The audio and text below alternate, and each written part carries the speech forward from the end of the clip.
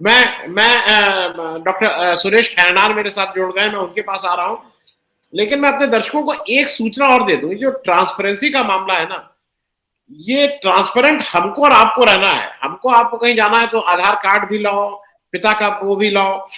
और 10 लाख करोड़, 10 लाख करोड़ के लोन इस देश में राइट ऑफ होते हैं, कर्जा माफी होती है, और उसका नाम सरकार कहती है कि नहीं नहीं नहीं, आरबीआई के एक सर्टेन प्रोविजन के अगेंस्ट हम ये नाम नहीं बता सकते। और मैं अगर पंपिंग सेट का वो डिफॉल्ट करता हूं गांव में, तो तहसील में और ब्रांच में मेरा नाम डिस्प्ले किया जाता है। तो ये ट्रांसपेरेंसी की बात एक इस पे भी होनी चाहिए। डॉक्टर सुरेश खन्ना जी, इस देश का ठेका नहीं है। डॉक्टर साहब आप है ना? जी, मैं तो हूं, लेकिन मेरा कैमरा ऑन नहीं हो रहा है। आ, आपके आपके अच्छे चेहरे से हम लोग थोड़ा वो रह जाएंगे, लेकिन चलिए हम लोग डॉक्टर रणधीर का चेहरा देख लेंगे, आपका चेहरा मान के। बिल्कुल। क्योंकि वो थोड़ा इशू है इस समय नेटवर्क का, डॉक्टर आनंद को नहीं कर पा रहे थे हम आपकी बात। जो बात आज हम लोग कर रहे हैं, जो जगदीप चोकर साहब और रणधीर जी ने की, कि देखिए जन आंदोलन से ही क्या ये सुधरेगा? आज की तारीख में जहां हम खड़े हैं, वहां तो पूरी तरह से लोकतंत्र को खत्म ही करने का सारा कुछ वो हो रहा है, और सुबह से शाम तक दिखाई देता है। मैं एक चीज सिर्फ ऐड कर दूं आपको, इसलिए कि दर्शकों को भी पर्सपेक्टिव समझ में आ जाए। जो जगदीप छोकर भाई साहब ने कहा कि war is a too serious a business to left to generals, ये सही बात है।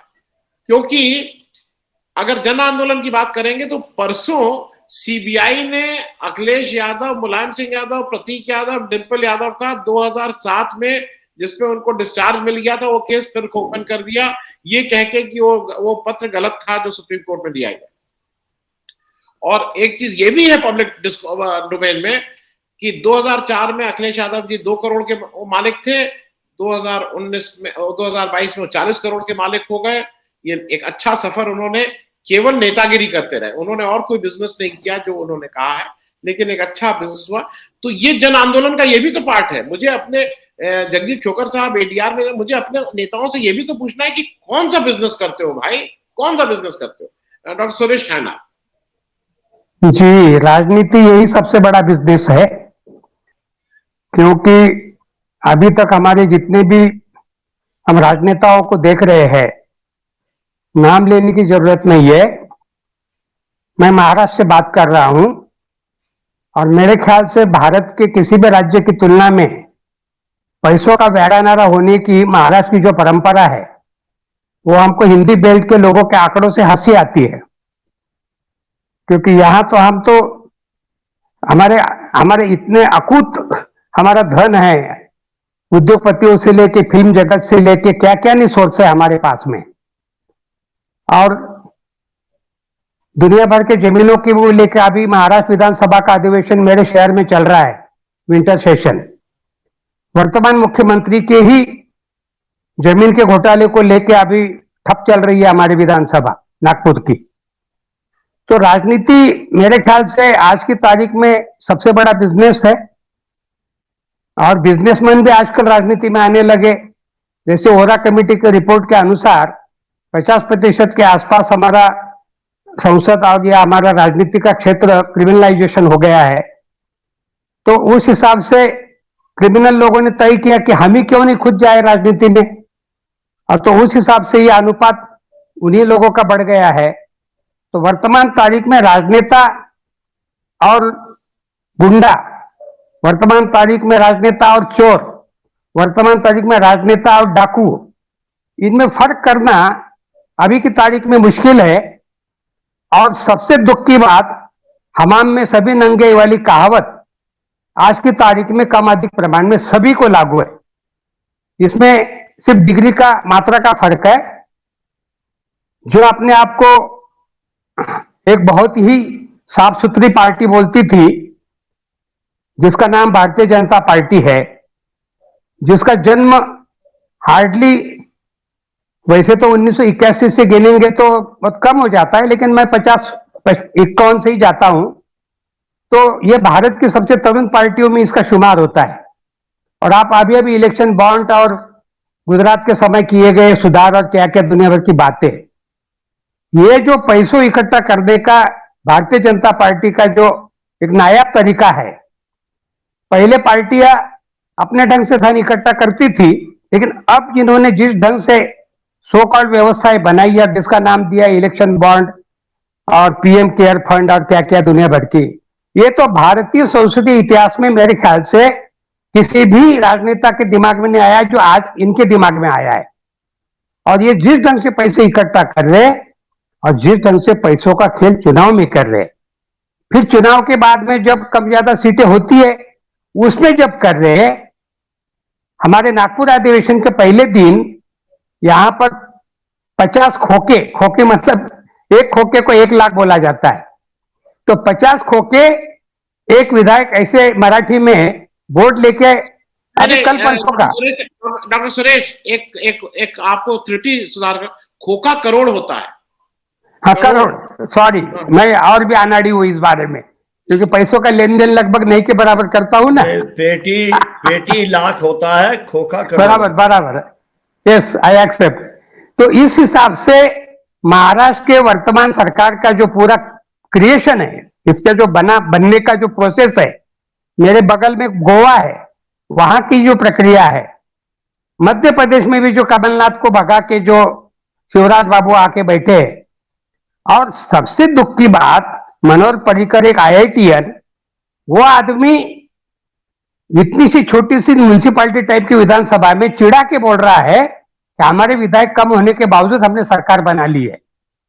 तो ये जो पूरा जो ट्रेंड चल चुका है, और इसको एक तरह से प्रतिष्ठा, महाराष्ट्र के विधायकों का आंकड़ा जो है, मतलब खरीद फरोख्त का, वो शायद भारत के किसी भी राज्य की तुलना में शायद ज्यादा ही है।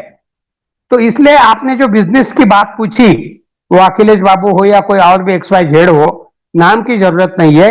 और हमको तो अखिलेश के 40 करोड़ भी बहुत हंसी आती है, क्योंकि मेरा कॉर्पोरेटर नरसिम्हा राव के 1 करोड़ को लेके हंस रहा था, तो मैंने बोला भैया क्यों हंस रहे?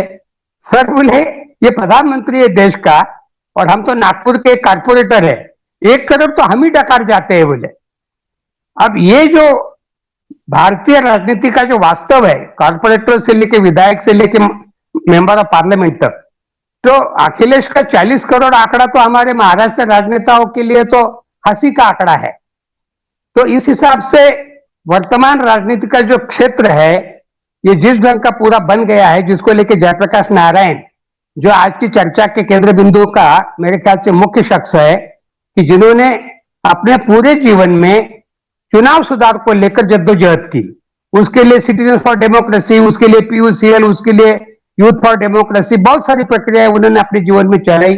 सेठी कमेटी, कोठारी कमेटी, कारकुंडे कमेटी, कई सारी कमेटियों का गठन करके उन्होंने हमारे राजनीति का जो भी कुछ आज वर्तमान स्वरूप बना है, इसको बदलने की, सुधारने की कोशिश की। और मुस्तफाबाद, ब्रिजनगर, ये उसके लिए आशा के केंद्र है। मैंने जो मेरी पोस्ट लिखी मिर्जा चौधरी जी के इंडियन एक्सप्रेस के कवरेज के ऊपर, जयप्रकाश नारायण के सपनों के मतदाता, मुस्तफाबाद में 52 से संसदीय राजनीति शुरू हुई और आज 2022 में बात कर रहा हूं। 70 साल के इतिहास में मुझे ये उदाहरण याद नहीं आ रहा, ग्राम पंचायत से लेकर संसद तक जिन्होंने भी कुछ दल बदल किया हो या जो कुछ किया हो XYZ, उसको सबक सिखाने का मतदाताओं की तरफ से भारत के संसदीय इतिहास का, दिल्ली का MCD चुनाव में का यह पहला केस है। और इस कारण ये एक आशा का केंद्र है कि मतदाता अभी खाली प्रेक्षक बन के रहने की भूमिका में नहीं है, अब मतदाता अपने चुने हुए प्रतिनिधि को सबक सिखा भी सकते हैं। ये मुस्तफाबाद में और ब्रिजनगर के मतदाताओं ने एक आशा की किरण दी, एक संकेत दिया है। और मुझे उम्मीद है कि आने वाले दिनों में ये सिलसिला सिर्फ मुस्तफाबाद तक सीमित नहीं रहने वाला, ये पूरे देश में जाएगा और सभी लोग प्रतिनिधियों को इसके आगे ये सब चीजों के बारे में एक तरह से सचेत होने का, उनको सावधान करने का ये सिग्नल है। क्योंकि 9 कांग्रेस की सीटें कोई बहुत मायने नहीं रखती है MCD में, जहां पर 250 के आसपास सीटें हैं और आम आदमी पार्टी की खुद के 135 है, बीजेपी के 100 से ऊपर है। लेकिन हमने आपको क्यों चुन के दिया, क्योंकि निर्जय जी को उन मतदाताओं ने जो बताया वो मैं कह रहा हूं कि हमने इन लोगों को जो चुन के दिया कांग्रेस को जानबूझकर, ताकि हमको न एमआईएम चाहिए थी, हमको न आम आदमी पार्टी चाहिए थी जिसको विधायक हम झेल रहे हैं, और बीजेपी तो बिल्कुल भी नहीं चाहिए थी। लेकिन अगर हमारे ही उम्मीदवार अगर इस ढंग से अगर बेवफाई करेंगे तो हम इसके आगे भारतीय जनता पार्टी को क्यों न वोट दे, ये साफ सुथरी आवाज में उन लोगों ने कहा है। और दुख की बात यह है कि वर्तमान गुजरात का जो चुनाव संपन्न हुआ है उसमें कुछ प्रतिशत मुसलमानों ने बीजेपी को मत देने की शुरुआत की है। 27 मिलाकर उम्मीदवार है गुजरात के विधानसभा के, जिसमें एक्सक्लूसिवली मुस्लिम मेजोरिटी बिलोंग करती है, और 6 तो ऐसी है कि जिसमें से बीजेपी या जनसंघ कभी चुन के नहीं आया आज तक इतिहास में, लेकिन आज की तारीख में वहां से भी बीजेपी आई है। तो अब मुसलमान भी अपने अस्तित्व की लड़ाई के लिए, अपने अन्य बातों के लिए अब अपना चुनाव करने लगी है। और इस ढंग से गुजरात में जो सो कॉल्ड थंपिंग मेजोरिटी वाला जो माहौल दिख रहा है, इसमें कई तत्व है, जिसमें एक तत्व मुसलमान अपनी अस्तित्व की लड़ाई के लिए अब अपना खुद का निर्णय लेने लगा है। ये गुजरात में भी एक संकेत है, और मुस्तफाबाद का तो बिल्कुल ही आशादायक और जयप्रकाश नारायण के सपनों के हिसाब से यह संकेत है। तो इसलिए हमारे जैसे जयप्रकाश जी के अनुयायी कहने वाले लोगों के लिए एक बहुत, क्योंकि जेपी हमेशा हम लोगों को कहती थी कि कुछ लोग तो सत्ता के दौड़ में रहेंगे, लेकिन कुछ लोगों ने उसके बाहर रहकर इन लोगों के ऊपर निगरानी रखने का काम करना चाहिए। तो उस जमात में से हम लोग बिलोंग करते हैं। तो मुस्तफाबाद की जनता ने हम सब लोगों का आत्मविश्वास इस बहाने बढ़ाया है। ये तो आप खाली किसी एक आदमी का नाम ले रहे, मैं जिस नागपुर से बात कर रहा हूं, यहां 100 साल पुराना एक संगठन है, जिस संगठन के 140 करोड़ के आबादी के मुल्क में कम से कम 1 करोड़ से ऊपर तो कमिटेड स्वयंसेवक है। कमिटेड बोल रहा हूं मैं शब्द, और 1.25 लाख के ऊपर उनके प्रचारक है। और ये जो केसेस की जो बात की जगदीश साहब ने, इस केसेस के बारे में इस संगठन का आलम यह है हिंदुस्तान भर में, मैं पूरे देश भर का बता रहा हूं, वो कुमार प्रशांत हो या कोई आनंद कुमार हो या कोई रणधीर या सुरेश खैरनार, सावरकर को लेके हो, हेडगेवार को लेके हो, किसी मोदी को लेके, किसी भी बात को लेके अगर किसी ने कोई बात कही तो तुरंत केसेस डाल देने का पूरे ऑल ओवर इंडिया का इनका नेटवर्क है। आप तो किसी एक आदमी का जो ऋषिकेश में रहता है और थोड़ा सा 2 पैसे लेकर के आमिर बन गए, उसकी एक पूरे देश भर में फैला हुआ दीमक के जैसे एक संगठन की बात कर रहा हूं, जिस संगठन के पूरे देश भर में कश्मीर से कन्याकुमारी तक फैले हुए लोग, किसी ने भी मुंह खोला तो ये लोग तुरंत लोकल थाने में केस करते। कुमार प्रशांत के ऊपर ओडिशा में एक जगह पे उन्होंने गांधी जी को जयंती या पुण्यतिथि पे भाषण दिया, 3 या 4 थानों में उनको केसेस डाल दी, और दिल्ली से उड़ीसा की यात्रा बार बार केसेस के लिए जाने आने में उनको करनी पड़ती है। क्या नतीजा होगा वो अलग बात है। तो ये जो ट्रेंड संघ ने, आरएसएस ने जो डेवलप किया है, रामदेव बाबा तो एक छोटा कलाकार है, आरएसएस के सामने वो बच्चा है मेरे हिसाब से। आरएसएस पूरे देश भर में जो एक तरफ भारतीय संविधान को नकारने का भी इतिहास है, 1949 के दिन, जिस दिन बाबा साहब ने संविधान सभा में घोषणा की, उसके दूसरे दिन ऑर्गेनाइजर के इश्यू आप अगर खोल के देखेंगे नेट डे के, कि ये संविधान हम नहीं मानते हैं, हमारा 5000 साल पुराना मनुस्मृति रहते हुए ये भीम स्मृति की क्या आवश्यकता थी। ये संविधान को नकारने वाले लोग इसी संविधान का सहारा लेकर देश भर में केसेस डालने का जो इन्होंने एक नया जो तरीका डेवलप किया है, ये ज्यादा संगीन है। और इस कारण हमारे कई लोग मेरे को पूछते हैं, अभी मैं आपके सामने बोल रहा हूं, ये भी बात पूछा जाएगा कि आप नागपुर में रह के ऐसा कैसा साहस कर सकते हैं।